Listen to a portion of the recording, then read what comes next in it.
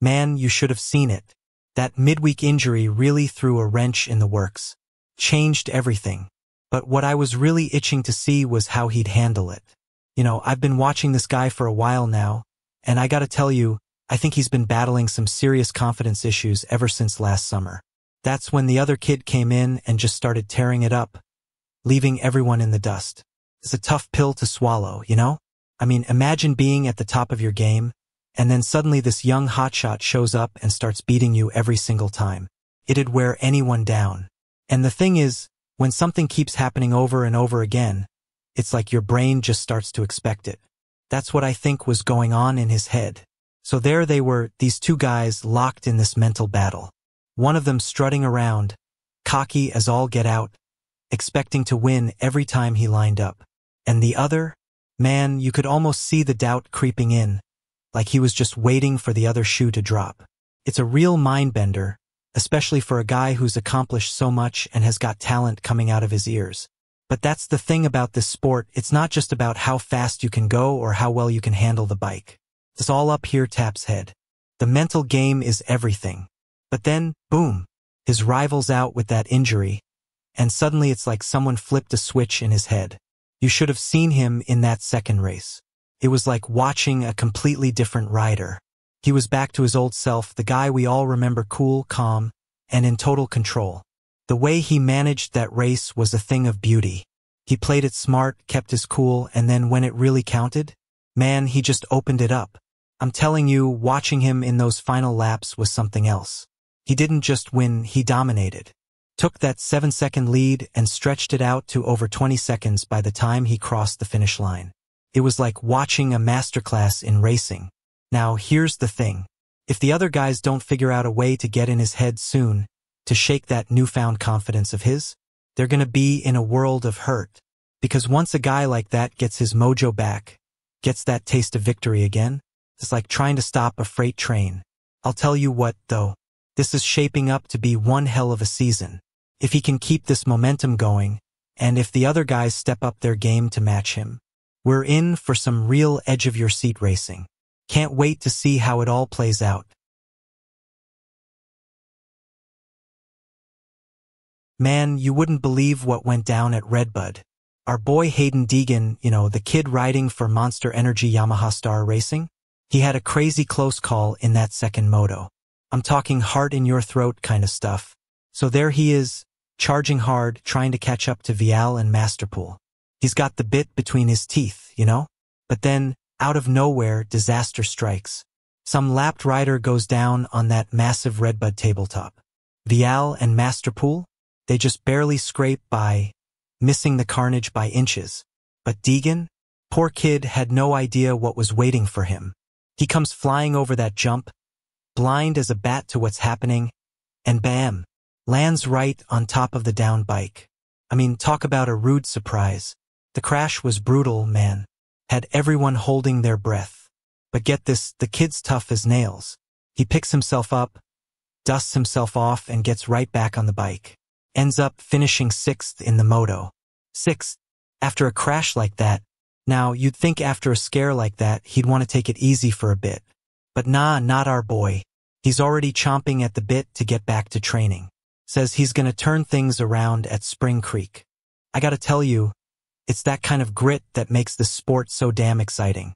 1 second you're on top of the world, the next you're eating dirt. But it's how you bounce back that really counts. And from what I've seen, this Deegan kid, he's got bounce for days.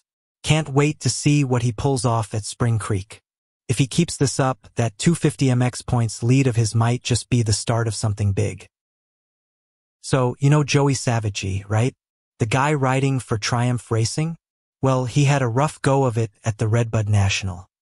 Talk about a day going sideways. There he was in the first 250 MX moto, sitting pretty in 8th place. Not bad, right? He's even got his sights set on moving up, chasing down Casey Cochran from the Rockstar Energy Husqvarna team, who was holding on to 7th. But then, bam! On the 8th lap, Savage goes down. It wasn't just a little spill either. The poor guy tweaked his neck in the crash. You know how it is with neck injuries, you don't mess around with those. So there's Savage, probably feeling like he just went 10 rounds with Mike Tyson, and his team's got to make a call. They look at the situation and decide, nah, it's not worth the risk. Smart move if you ask me. Better to live to fight another day, you know? Officially, they marked him down as finishing 36th in that first moto. But here's the kicker, he didn't even line up for the second moto. The team pulled the plug on his day as a precaution. It's a tough break for Savagii, no doubt. You train all week, get yourself psyched up for the race, and then something like this happens. But that's racing for you. 1 minute you're battling for position, the next you're watching from the sidelines. The silver lining? At least they caught it early. A tweaked neck isn't something you want to push through. Now Savagii can focus on healing up and coming back strong for the next one. Just goes to show, in this sport, you've got to respect the risks and know when to call it quits. It's not always about pushing through the pain. Sometimes the smarter move is to live to race another day. So, Ty Masterpool, this fill-in guy for Monster Energy Pro Circuit Kawasaki, he's been turning heads. Grabbed his second 250MX moto win of the season at Redbud. Kid's got some serious speed, no doubt about it.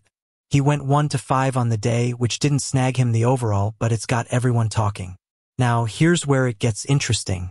Everyone's wondering if Masterpool's done enough to earn himself a permanent spot on the team for 2025. But here's the kicker, word on the street is that Pro Circuit Kawasaki's roster is already bursting at the seams for next year. Let's break it down. You've got Cameron McAdoo and Seth Hamaker. Mitch Payton himself said they're locked in for 2025. Then there's Levi Kitchen, halfway through a 2-year deal, so he's not going anywhere. And don't forget about Austin Forkner. Yeah, he just had brain surgery, which is no joke, but odds are he'll be back too. Now, Pro Circuit usually runs 4 riders, but ever since they added Joe Shimoda back in 2020, they've been rolling with 5 bikes under the tent at the start of each season. So you're thinking, hey, that 5th spot could be Masterpool's, right? Not so fast, my friend. Here's where it gets juicy. The rumor mill is churning out some big news. Word is, Garrett Marchbanks from Muck-Off Club MX Yamaha has inked a deal to come back to Pro Circuit Kawasaki in 2025. Remember, Marchbanks started his career with these guys, and he nearly snagged a win in 250SX West this year while battling for the championship early on. So where does that leave us? Well, Forkner seems to be the only one of the 5 not officially signed for 2025. But get this, Payton's been hinting that the team for 2025 is already full.